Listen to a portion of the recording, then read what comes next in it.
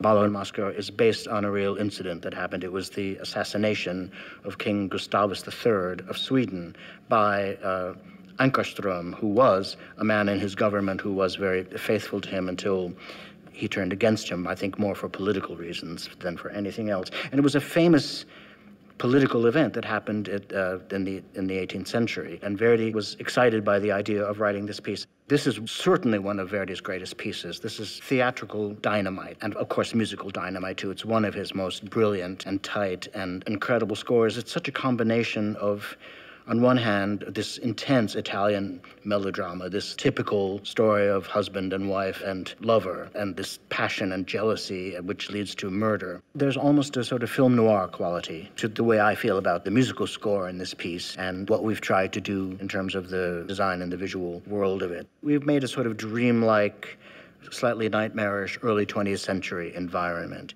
The production sort of all takes place in this king's room, his sitting room, the room where he receives his courtiers, and yet it keeps transforming as he veers from one adventure to another. The king lives in a very cool, chaste, ordered world, but he's kind of pursued by this image that he has in his room of this classical painting of the mythological story of Icarus, who created his own wings but flew too close to the sun. It's the ultimate image of somebody seeking too much pleasure, life, power, whatever, and plummeting to earth towards a fiery death.